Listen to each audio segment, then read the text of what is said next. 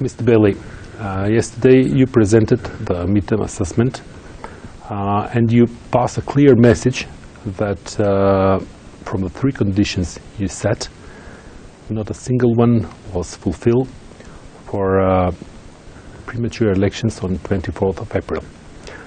From the other side, today, one political party, VMRO-DPMNE, accused the international community that those arguments were not valid and that your arguments were practically political statement and not arguments.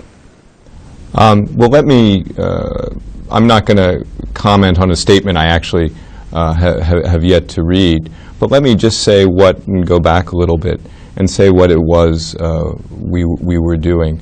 On January 28th, we presented a letter to the Prime Minister where we've always said we will assess the process going forward in the Prigozhin agreement. The Commissioner Hahn said that on January 15th.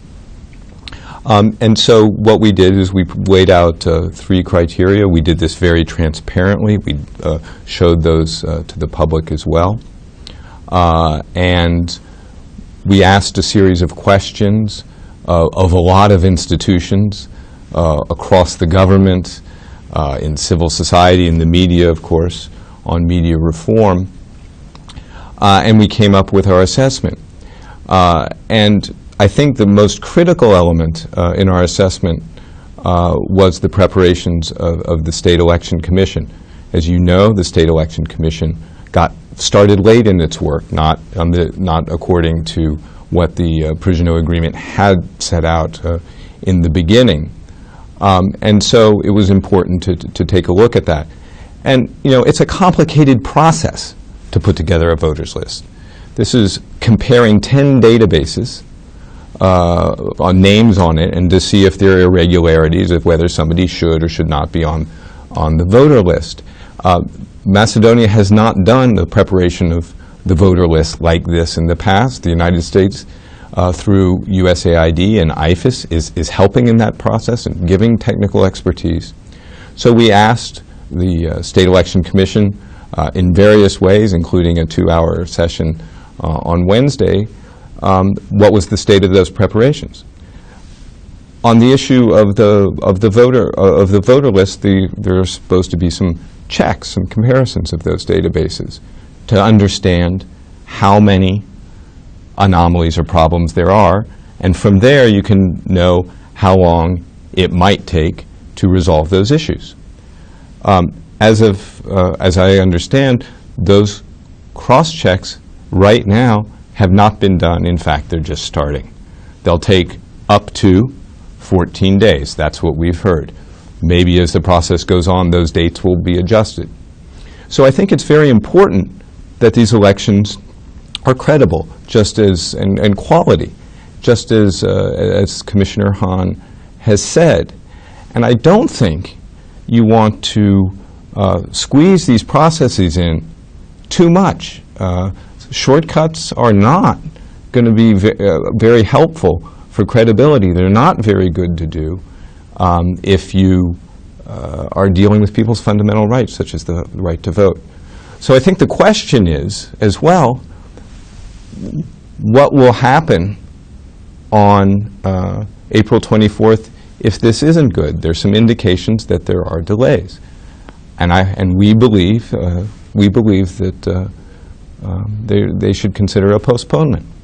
Of course, the decision is up to Macedonia's leaders, as is everything that's been in the Prigozhin agreement. It's up to its leaders, and of course, ultimately up to the Parliament of the Republic of Macedonia.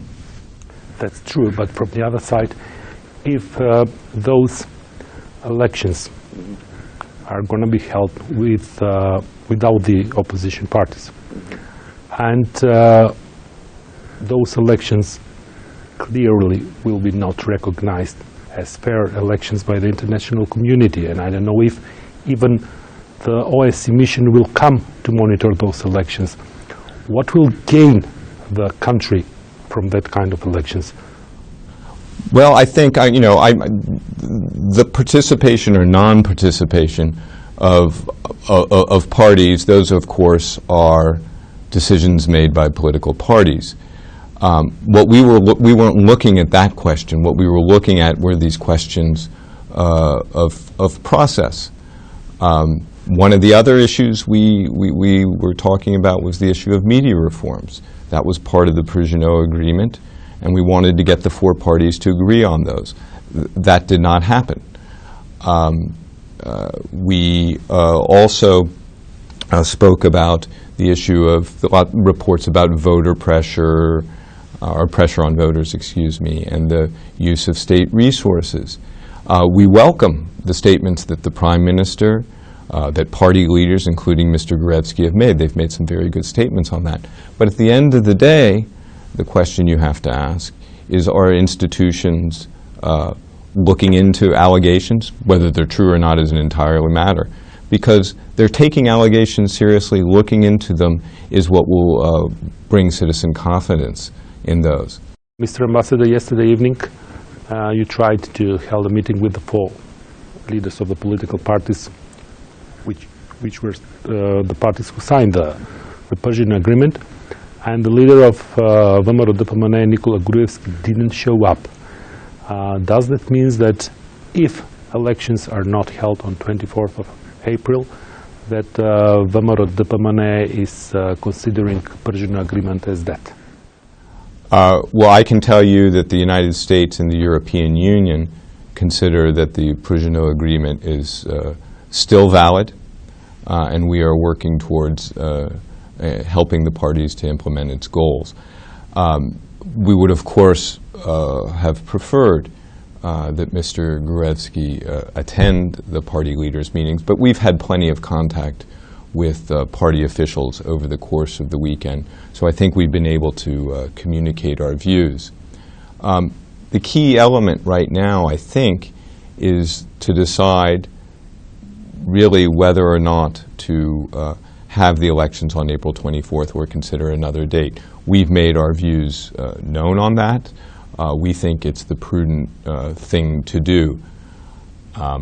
But again, it's going to be up to the political leaders to make their decisions.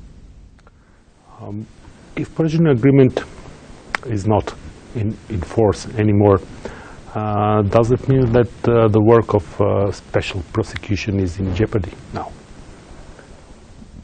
Well, last I looked, the Office of the Special Prosecutor was established through law and remains the law of the land. I don't see why that would stop. I don't think that's a reason to stop. The Electoral Code will also remain the law of the land. The Priggenot Agreement is not just about elections. It was about implementing reforms, building institutions like the State Election Commission, establishing the Special Prosecutor's Office to establish accountability for the issues around the wiretap scandal.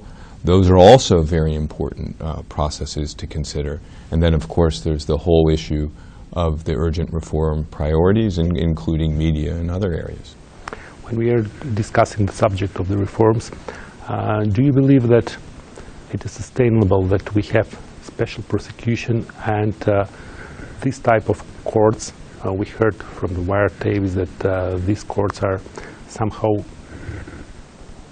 compromised.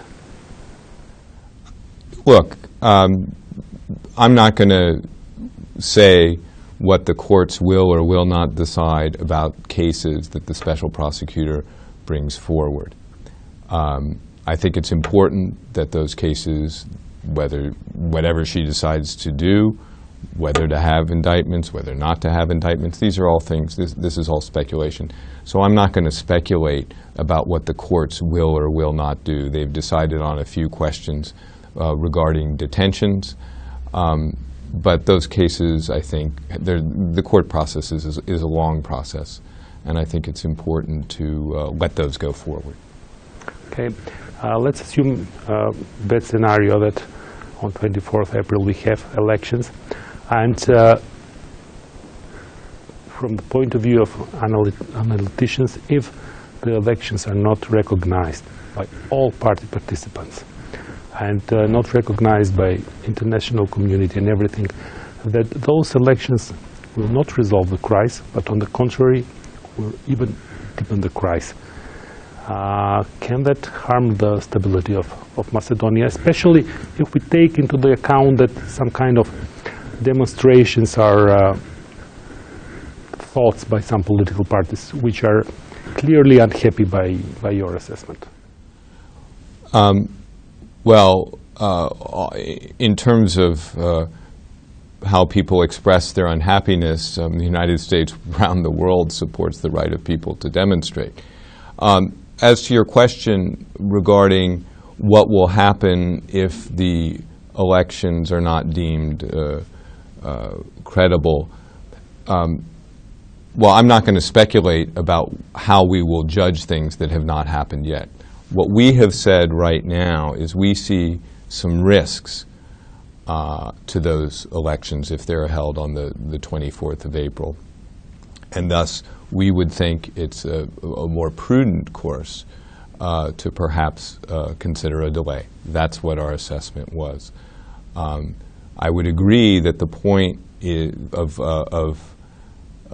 Prigino, the whole idea of having the four parties together, is to get a result at the end of the day where hopefully all parties participate. Nobody gets a veto over this process.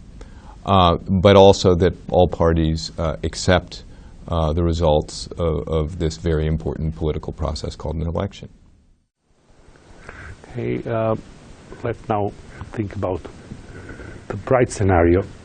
Let's say that we are somehow closing with credible elections the political crisis in Macedonia.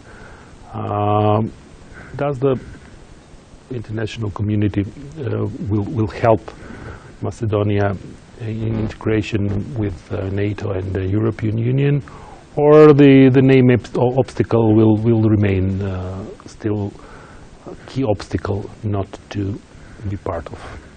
Well, the United States, we support your integration into the European Union and NATO. We have been working hard for that with you for many years. That is a goal of all of this, and so we will continue to help you in that regard. Getting through the Prigino process, if you will, that helps your path on the Euro-Atlantic track. And we will work. We have worked for many years to resolve the issue with Greece. It's going to take the two countries together with Matt Nimitz in the UN process. But it's something we strongly support because we strongly support your Euro-Atlantic aspirations. Mr. Bejli, thank you very much for your time. Thank you.